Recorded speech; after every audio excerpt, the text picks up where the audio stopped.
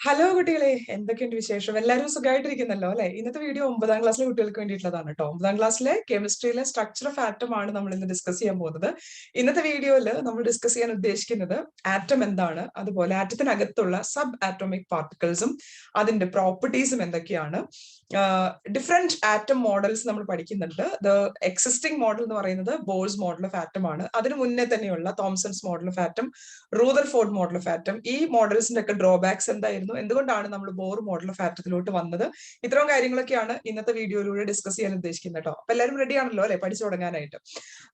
നമ്മൾ ടോപ്പിക്കിലോട്ട് കടക്കുന്നതായിട്ട് മുന്നേ ചെറിയൊരു കാര്യം കൂടെ പറഞ്ഞിട്ട് നമുക്ക് അറ്റോമിക് സ്ട്രക്ചറിലോട്ട് വരാം കേട്ടോ. ഇത് നീറ്റ് ആസ്പിറൻസ് ആയിട്ടുള്ള നിങ്ങളുടെ ഫ്രണ്ട്സിനും ഫാമിലിക്കും ഒക്കെ എത്തിക്കാൻ വേണ്ടിയിട്ടുള്ള ഒരു കാര്യമാണ്. അൺഅക്കാഡമിയുടെ നീറ്റ് സബ്സ്ക്രിപ്ഷൻ പാക്കേജ് ഇപ്പോ ഒരു ഓഫർ നടക്കുന്നുണ്ട്. അതിന്റെ ഓഫർ എന്ന് പറയുന്നത് 6 months സബ്സ്ക്രിപ്ഷൻ പാക്കേജ് എടുക്കുവാണെങ്കിൽ 1 month എക്സ്ട്രാ സബ്സ്ക്രിപ്ഷൻ ഡ്യൂറേഷൻ കിട്ടുന്നുണ്ട്. അതുപോലെ 18 months 2 months എക്സ്ട്രാ ഡ്യൂറേഷൻ കിട്ടുന്നുണ്ട്. അതുപോലെ നീറ്റ് 2022 ആസ്പിറൻസിന് വേണ്ടിയിട്ട് എയിം ബാച്ച് എന്ന് പറഞ്ഞിട്ടുള്ള batch 29th of December start ചെയ്യുന്നുണ്ട് by top educators. So inform this to your friends and family. And one very important thing is NEET UG combat exam ഈ വീക്കിൽ അത് 2nd January 11 AM start ചെയ്യുന്നത്. Class 11th-നും 12th-നും അല്ലെങ്കിൽ റിപ്പീറ്റേഴ്സിനും ഒക്കെ separate ആയിട്ട് appear ചെയ്യാൻ പറ്റുന്ന ഒരു എക്സാം ആണ്. 45 minutes 28 questions ആണ് ഡ്യൂറേഷൻ ഉള്ളത്. ഇതിന്റെ റിവാർഡ്സ് എന്ന് പറയുന്നത് വളരെ വലുതാണ്. ടോപ്പ് 3 റാങ്കേഴ്സിന് മെഡൽസും സർട്ടിഫിക്കറ്റും കിട്ടും. അതുകൂടാതെ 100% സ്കോളർഷിപ്പോട് കൂടി അക്കാഡമിയുടെ പ്ലസ് സബ്സ്ക്രൈബേഴ്സ് ആവാം. അതുപോലെ അപ് ടു 150 റാങ്ക് ഹോൾഡേഴ്സിന് പല രീതിയിലുള്ള സ്കോളർഷിപ്പ് പ്രൊവൈഡ് ചെയ്യുന്നുണ്ട്. ചിലപ്പോൾ 75% അല്ലെങ്കിൽ 50 അല്ലെങ്കിൽ 25% ഒക്കെ സ്കോളർഷിപ്പ് കൊടുക്കുന്നുണ്ട്. ഓക്കെ, അപ്പൊ ഈ ഒരു കാര്യം നിങ്ങളുടെ ഫ്രണ്ട്സിനും ഫാമിലിയിലോട്ടും എത്തിക്കുക. 11th-ലോ 12th-ലോ അതുപോലെ നീറ്റിന് വേണ്ടി പ്രിപ്പയർ ചെയ്യുന്നവരോ ഉണ്ടെങ്കിൽ ഡെഫിനറ്റ് ആയിട്ടും ഈ ഫ്രീ ആയിട്ട് എടുക്കാൻ പറ്റുന്ന നീറ്റ് UG കോമ്പാറ്റ് എക്സാം എന്തായാലും January 2 അറ്റംപ്റ്റ് ചെയ്യാനായിട്ട് പറയാം കേട്ടോ. ഇനി നമുക്ക് നമ്മുടെ അറ്റോമിക് സ്ട്രക്ചറിലോട്ട് കിടക്കാം. സ്ട്രക്ചർ ഓഫ് ആറ്റം പഠിക്കുന്നതിനേക്കാൾ മുന്നായിട്ട് നമുക്ക് ആദ്യമായിട്ട് എന്താണ് ഒരു ആറ്റം എന്നുള്ളത് മനസ്സിലാക്കാം. ആറ്റം എന്ന് പറയുമ്പോൾ നമ്മൾ പീരിയോഡിക് ടേബിൾ അനുസരിച്ച് നമ്മൾ കുറേയേറെ എലമെന്റ്സിന്റെ പേരൊക്കെ പഠിക്കുന്നുണ്ട് അല്ലെ. Hydrogen, helium, beryllium, boron, carbon, അല്ലെങ്കിൽ സോഡിയം, കാൽഷ്യം, കൊബാൾട്ട്, ഇങ്ങനെ ഒത്തിരിയേറെ എലമെന്റ്സിനെ കുറിച്ച് പഠിക്കുന്നുണ്ട്. ഈ എലമെന്റ്സ് എടുക്കുമ്പോൾ അതിലെ സ്മോളസ്റ്റ് ആയിട്ടുള്ള ഇൻഡിവിസിബിൾ പാർട്ടിക്കിൾ എന്ന് പറയുമ്പോൾ ഈ ആറ്റത്തിനകത്ത് സബ് ആറ്റോമിക് പാർട്ടിക്കിൾസ് ഉണ്ട് അല്ലെ. ഇലക്ട്രോൺസ്, പ്രോട്ടോൺസ്, ന്യൂട്രോൺസ് എന്നൊക്കെ പറഞ്ഞുകൊണ്ട്. അപ്പൊ ആറ്റത്തിനെ നമുക്ക് ഡിവൈഡ് ചെയ്യാൻ പറ്റും. പക്ഷേ എലമെന്റിന്റെ എല്ലാ പ്രോപ്പർട്ടീസും ക്യാരി ചെയ്യുന്ന സ്മോളസ്റ്റ് പാർട്ടിക്കിളിനെയാണ് നമ്മൾ എന്ത് പറയുന്നത്, ആറ്റം എന്ന് പറയുന്നത്. ഫോർ എക്സാമ്പിൾ, നമ്മൾ ഒരു കാർബൺ എന്ന് പറയുന്ന ഒരു ആറ്റം എടുത്തു. കാർബൺ എന്ന് പറയുന്ന ഒരു എലമെന്റ് എടുത്തു. ഈ കാർബൺ എലമെന്റിനകത്ത് കുറേയേറെ ഇൻഡിവിസിബിൾ ആയിട്ടുള്ള സ്മോൾ പാർട്ടിക്കിൾസ് ഉണ്ട്. ഈ സ്മോൾ പാർട്ടിക്കിൾസിന്റെ പ്രത്യേകത, it should carry the same properties as that of carbon. കാർബണിന്റെ എല്ലാ പ്രോപ്പർട്ടീസും കാണിക്കുന്ന സ്മോളസ്റ്റ് പാർട്ടിക്കിളിനെയാണ് നമ്മൾ ആറ്റം എന്ന് പറയുന്നത്. ഈ ആറ്റത്തിനെ ഡിവൈഡ് ചെയ്ത് നമ്മൾ ഇലക്ട്രോൺ ആക്കി മാറ്റി എന്ന് വിചാരിക്കാം അല്ലെ. ആറ്റത്തിനകത്ത് ഇലക്ട്രോൺസും പ്രോട്ടോൺസും ന്യൂട്രോൺസും ഒക്കെ ഉണ്ടെന്നാണ് നമ്മൾ പഠിക്കാൻ പോകുന്നത്. അപ്പൊ അത് ഡിവിസിബിൾ അല്ലേ എന്ന് ചിന്തിക്കാം. പക്ഷെ ഇലക്ട്രോണിന് കാർബണിന്റെ പ്രോപ്പർട്ടി അല്ല ഉള്ളത്. ഇലക്ട്രോണിന് മറ്റു ഡിഫറെന്റ് ആയിട്ടുള്ള പ്രോപ്പർട്ടീസ് ആണ് ഉള്ളത്. അപ്പൊ കാർബൺ എന്ന് പറയുന്ന ഒരു എലിമെന്റ് എടുക്കുമ്പോൾ അതിലെ കാർബണിന്റെ എല്ലാ പ്രോപ്പർട്ടീസും കാണിക്കുന്ന ഏറ്റവും ചെറിയ പാർട്ടിക്കിളിനെയാണ് നമ്മൾ എന്ത് പറയുന്നത്, ആറ്റം എന്ന് പറയുന്നത്. അപ്പൊ ആറ്റം എന്ന് വെച്ചാൽ it is the smallest indivisible particle which exhibit all the properties exhibited by that element. ഇപ്പൊ നമ്മൾ സോഡിയം എടുക്കുവാണെങ്കിൽ അതിലെ സോഡിയത്തിൻ്റെതായിട്ടുള്ള എല്ലാ പ്രോപ്പർട്ടീസും എക്സിബിറ്റ് ചെയ്യുന്ന സ്മോളസ്റ്റ് പാർട്ടിക്കിളിനെയാണ് നമ്മൾ എന്ത് പറയുന്നത്, ആറ്റം എന്ന് പറയുന്നത്. ഓക്കെ, അപ്പൊ ആറ്റം എന്താണ് എന്നുള്ളതൊന്ന് മനസ്സിലാക്കി വെക്കുക. Atom are the smallest particles which exhibit all the characteristics of element. ഈ ചാപ്റ്ററിനകത്ത് നമ്മൾ ഡിഫറെന്റ് ആയിട്ടുള്ള ആറ്റം മോഡൽസ് പഠിക്കുന്നുണ്ട്, which has been put forward by different scientist. പഴയ കാലം മുതൽ, കാരണം ആറ്റം നമുക്ക് കണ്ണുകൊണ്ട് കാണാൻ പറ്റാത്തതാണ്. അപ്പൊ പല എക്സ്പെരിമെന്റിലൂടെയാണ് ഓക്കെ ഇതുപോലെ ആയിരിക്കും ആറ്റത്തിനകത്ത് പാർട്ടിക്കിൾസ് ഉണ്ടായിരിക്കുക എന്നൊക്കെയാണ് നമ്മൾ എക്സ്പെരിമെന്റലി ആണ് വെരിഫൈ ചെയ്യുന്നത്. കാരണം ആറ്റത്തിനെ നമുക്ക് അങ്ങനെ കണ്ണുകൊണ്ട് കാണാനൊന്നും പറ്റുന്ന ഒരു പാർട്ടിക്കിൾ അല്ല. ഓക്കെ, അപ്പൊ 3 രീതിയിലുള്ള ആറ്റം മോഡൽ ആണ് നമ്മൾ പഠിക്കുന്നത്. Thomson's model of atom, Rutherford model of atom, Bohr model of atom. ഈ 3 ആറ്റം മോഡൽസ് പഠിക്കുന്നതിനേക്കാൾ മുന്നായിട്ട് നമുക്ക് 3 പേരെ ഒന്ന് പരിചയപ്പെട്ടിരിക്കേണ്ടതുണ്ട്. അവരെ വിളിക്കുന്ന പേരാണ് സബ് ആറ്റോമിക് പാർട്ടിക്കിൾസ്. ആറ്റത്തിനകത്തുള്ള പാർട്ടിക്കിൾസ്, ചെറിയ പാർട്ടിക്കിൾസ് എന്നാണ് ഈ സബ് ആറ്റോമിക് പാർട്ടിക്കിൾസ് എന്നുള്ളതുകൊണ്ട് ഉദ്ദേശിക്കുന്നത്. 3 സബ് ആറ്റോമിക് പാർട്ടിക്കിൾസ് ആണുള്ളത്. ആരൊക്കെയാണ്? Neutron, proton and electron.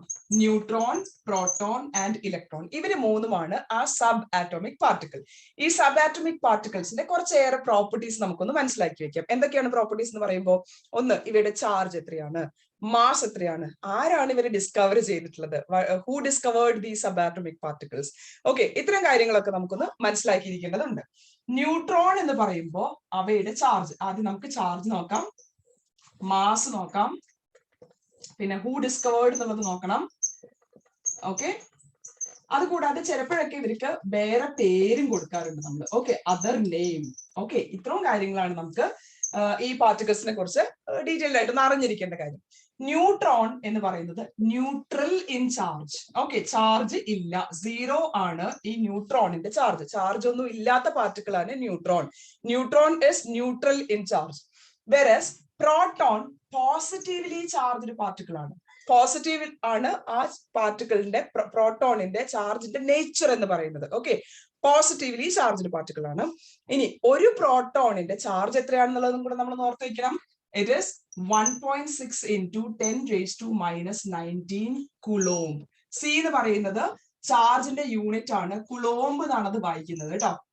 SI unit ആണ്, അതായത് നമ്മൾ ലെങ്ത്തിന് മീറ്ററിനും മാസിന് കിലോഗ്രാം എന്നൊക്കെ എഴുതാറില്ലേ, അതുപോലെ ചാർജിന്റെ യൂണിറ്റ് ആണ് കുളോംബ്. അപ്പോൾ proton is A positively charged particle.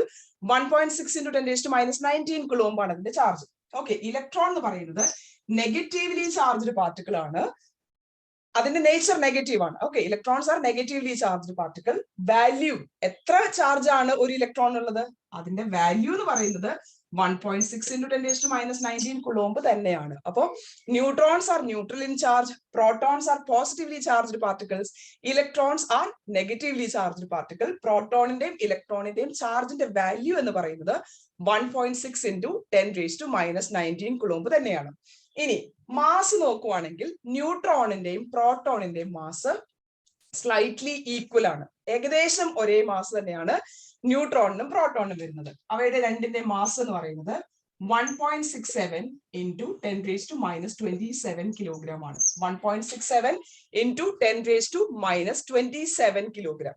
Okay, അതിനേക്കാളും വളരെ ലൈറ്റ് ആയിട്ടുള്ള പാർട്ടിക്കിൾ ആണ് ഇലക്ട്രോൺ എന്ന് പറയുന്നത്. ഇലക്ട്രോണിന് ഈ പ്രോട്ടോണിന്റെ മാസിനെ നോക്കൂ, എത്രയാണ്? 1.67 into 10⁻⁻27 കിലോഗ്രാം. വളരെ ചെറിയ മാസാണ് അല്ലെ. അതിനേക്കാളും വളരെ മാസ് കുറവുള്ള പാർട്ടിക്കിൾ ആണ് ആര്? ഇലക്ട്രോൺ. ഇലക്ട്രോണിന്റെ മാസ് എന്ന് പറയുന്നത് 9.1 into 10⁻31 കിലോഗ്രാം ആണ്. അപ്പൊ ആറ്റത്തിനകത്ത് എപ്പോഴും നമ്മൾ ഇലക്ട്രോണിന്റെ മാസ് നെഗ്ലിജിബിൾ മാസ് എന്നാണ് പറയാ, in comparison to the mass of proton and mass of neutron.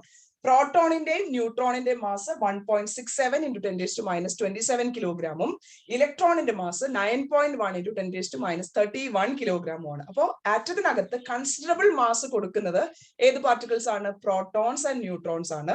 Electrons കൊടുക്കുന്ന മാസ് വളരെ ചെറുതാണ്, 9.1 into 10⁻31 കിലോഗ്രാം ആണ് ആരുടെ?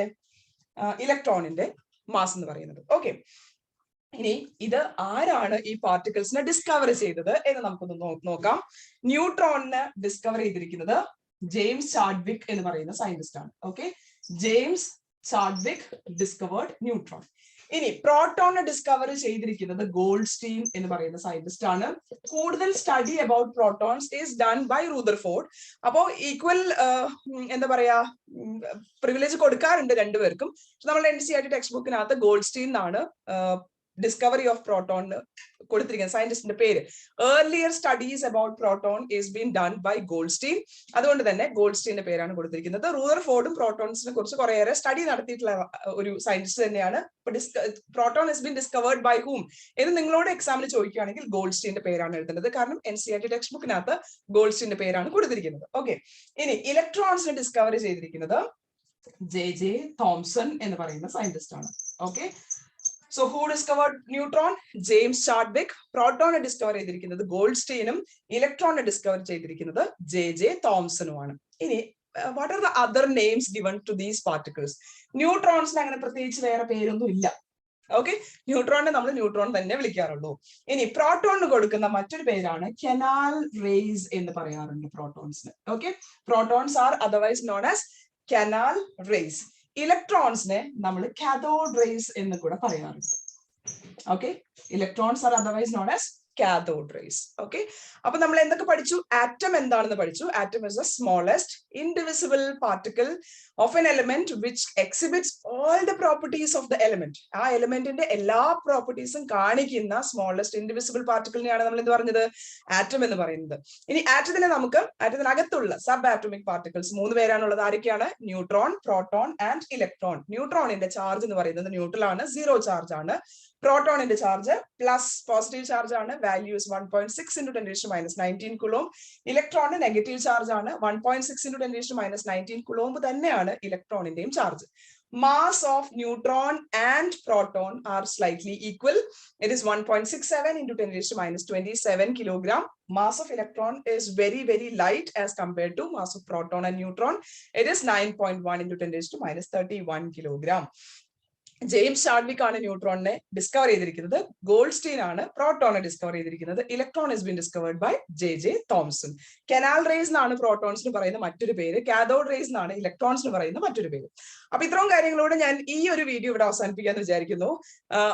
Atom model, different models of atom postulated by different scientists നമുക്ക് അടുത്ത പാർട്ട് ഓഫ് ദ വീഡിയോയിലൂടെ ചെയ്യാം. കാരണം അല്ലെങ്കിൽ കുറെ ലെങ്തി ആയിട്ടുള്ള വീഡിയോ ആകുമ്പോൾ നിങ്ങൾക്ക് ബോറടിക്കാനുള്ള ചാൻസ് ഉണ്ട്.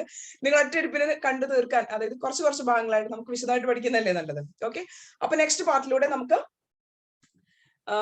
ഡിഫറെന്റ് മോഡൽസ് ഓഫ് ആറ്റം, ഏതൊക്കെയാണ് different models of atom? Thomson's model of atom, Rutherford model of atom, Bohr model of atom. അത് നമുക്ക് പെട്ടെന്ന് തന്നെ പഠിക്കാം കേട്ടോ. All the best.